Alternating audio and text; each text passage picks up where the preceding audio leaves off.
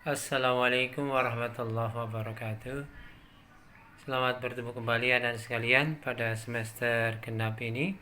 Setelah kalian selama 2 minggu kalian bisa libur istirahat, selamat masuk kembali. Mudah-mudahan dalam keadaan sehat walafiat. Sudah sehat semuanya ya.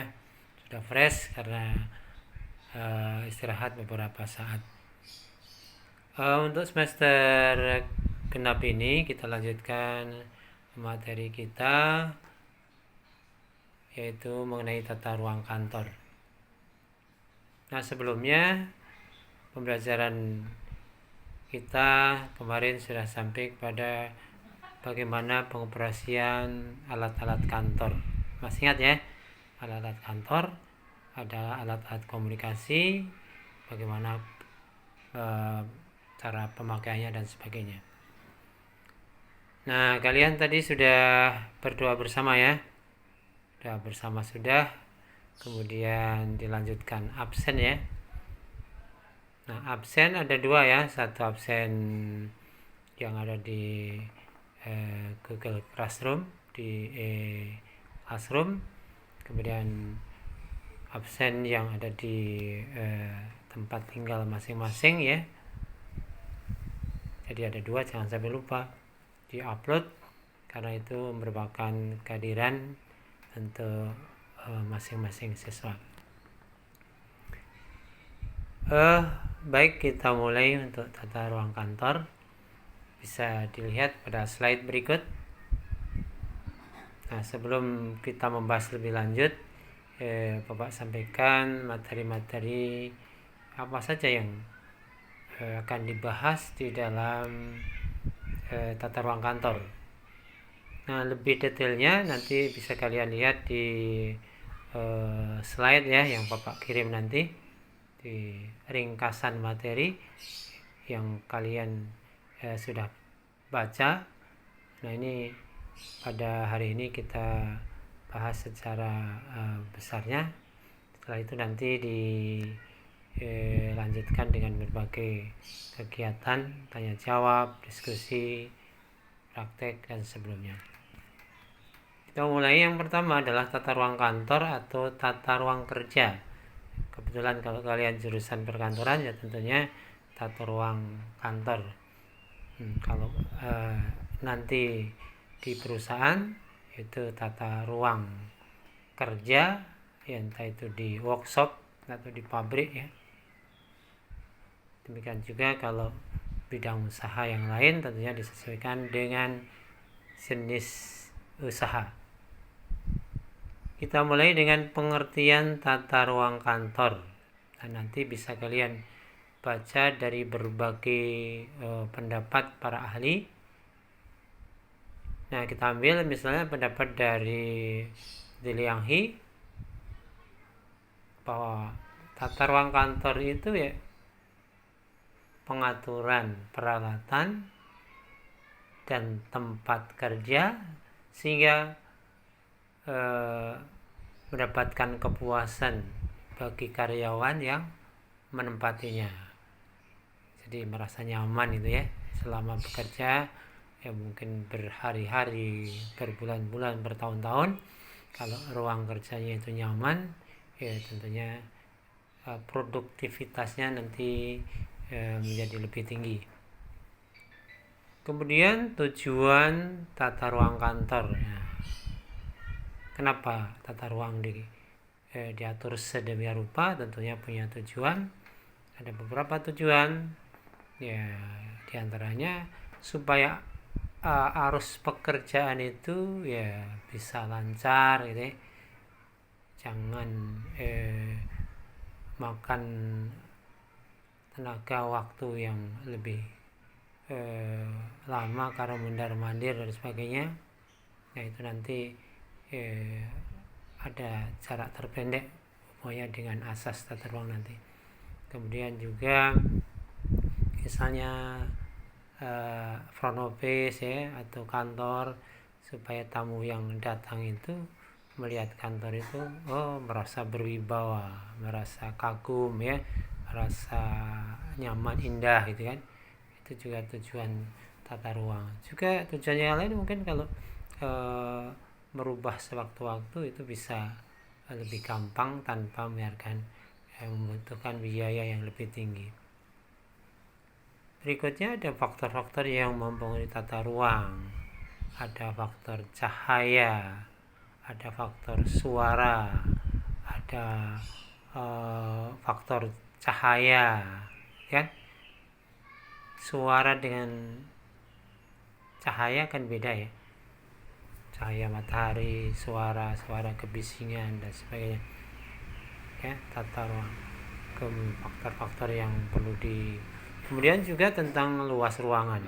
Ya, luasnya seberapa supaya pengaturannya bisa disesuaikan dengan ruangan. Berikutnya adalah asas tata ruang. Asas tata ruang, ya. Ada asas-asas yang perlu diperhatikan dalam tata ruang. Tadi ya, sudah ya. Berikutnya adalah asas jarak terpendek. Nah, itu asas tata ruang yang pertama adalah asas jarak terpendek. Jadi ngaturnya sesuaikan bagian-bagian yang berdekatan, nanti dekatkan supaya nanti tidak terlalu banyak jalan terlalu jauh, ya, makan waktu dan nanti akhirnya adalah makan biaya. Didekatkan yang saling berhubungan. Asas rangkaian kerja, bagian-bagian yang satu dengan yang lain itu satu rangkaian, kayak berurutan itu ya. Bahan mentah ini diproses jadi ini, yang terakhir adalah bahan sudah jadi, yaitu berurutan supaya gampang. Hubungannya dengan jarak terpendek nanti ya. Jarak terpendek itu memilih garis lurus. Nah, garis lurus itu yang terpendek sehingga lebih dekat ya, tidak makan waktu. Kalau rangkaian kerja, urut-urutan kerjanya, yang pertama apa disambungkan dengan urutan berikutnya.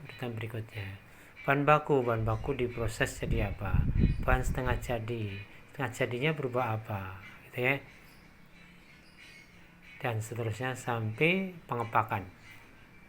Berikutnya asas penggunaan segenap ruangan.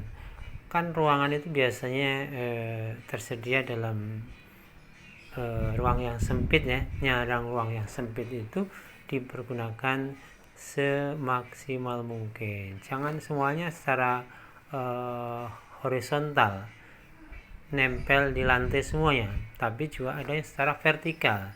Mana yang bisa ditaruh di atas lemari, mana yang bisa ditaruh di agak atas, mungkin rak dan sebagainya ya. Itu akan menghemat ruangan. Kemudian berikutnya adalah asas perubahan susunan tempat kerja. Nah, suasana baru, lebih nuansa baru, lebih nyaman, lebih indah, lebih menarik, itu sewaktu-waktu bisa dirubah-rubah gitu ya. Kayak di toko ya, di toko Gramedia misalnya itu ya, atau di toko-toko alat-alat tulis itu kan dirubah mungkin setiap 6 bulan sekali bagian alat tulis misalnya pulpen dan sebagainya sebelah sini, kemudian yang sebelahnya sana bagian buku-buku dan sebagainya, bagian sana bagian mesin-mesin kantornya. Nah, kadang-kadang dirubah supaya suasana lebih baru gitu, suasana yang lebih menyenangkan. Nah, kalau perubahan itu jangan memakan biaya yang lebih besar ya. Misalnya kalau pakai dinding kan nggak mungkin ya, kalau dibobok ini susah. Biasanya pakai sket yang gampang dirubah gitu ya. Nah, itu maksudnya. Berikutnya tadi asas, ada berapa asas? Ada 4 asas tata ruang ya. Berikutnya ada jenis-jenis tata ruang. Jenis ngaturnya seperti apa? Pertama, tata ruang berkamar, yang dulu disebut dengan tata ruang tertutup. Nah, kalau tertutup kan kesannya, mana ada ruang tertutup. Maksudnya ditutup oleh dinding-dinding atau sket, sehingga ruang satu dengan ruang yang lain itu tidak bisa berhubungan secara leluasa. Pakai sket, pakai dinding, sehingga tidak kelihatan dari ruang yang lain. Berikutnya adalah ruang terbuka. Kebalikan dari tata ruang tertutup adalah tata ruang terbuka. Nah, ini yang paling banyak digunakan di perusahaan-perusahaan ya. Kalau tertutup itu biasanya dulu instansi pemerintah ya, tapi instansi pemerintah sekarang juga sudah mulai menyesuaikan. Nah, kalau di perusahaan-perusahaan di swasta ya, itu sudah banyak yang menggunakan tata ruang terbuka. Tidak usah disekat-sekat pakai kamar ya. Tapi terbuka, hanya disekat pakai pembatas yang tidak sampai ke atas ya, mungkin sampai ke punggung ya, sehingga kelihatan orangnya tanpa mengurangi prestise masing-masing. Ada pembatas-batasnya tapi tidak sampai ke atas. Apa keuntungannya? Pengawasannya lebih gampang, pimpinan kelihatan semuanya. Sirkulasi udara itu lebih lancar ya. Lebih luas lah gitu kelihatannya. Tata ruang yang berikutnya adalah panorama. Nah, panorama itu bentuk secara mendatar. Nah, kalau ini tentunya perlu luas ya, ruangan yang luas, jadi kayak di luar gitu, kayak di teras gitu ya, lebih nyaman ya. Di situ mungkin ada vas bunga, ada etalase ikan hias, kemudian ada mungkin ada percikan-percikan air mancur deh. Nah, itu kan lebih nyaman, lebih kelihatan asri, santai deh. Tapi biasanya ya perlu ruangan yang luas, itu yang sering dipakai. Nah, di televisi biasanya juga siaran banyak di outdoor ya, di seperti itu. Wah, lebih keren, lebih nyaman. Yang terakhir adalah tata ruang gabungan ya, gabungan antara tata ruang terbuka ya, tata ruang tertutup, dan panorama ya. Jadi tujuannya lebih secara privasi itu lebih terjaga, tapi juga kelihatannya santai, nyaman, dan sebagainya. Itulah materi hari ini ya. Materi hari ini garis-garis besar daripada tata ruang kantor. Nah, selanjutnya nanti akan didalami di slide yang Bapak berikan, dan kalian mungkin dibaca, dan juga di modul juga ya, di modul kalian sudah ada, bisa didalami ya. Itu saja yang Bapak sampaikan. Kita akhiri, dan kita mudah-mudahan ketemu di kesempatan yang lain, di waktu pelajaran berikutnya dengan pembahasan lebih lanjut. Jangan lupa ya dibaca ulang di rumah, supaya apa yang Bapak sampaikan itu lebih dimengerti. Demikian kita akhiri. Assalamualaikum warahmatullahi wabarakatuh.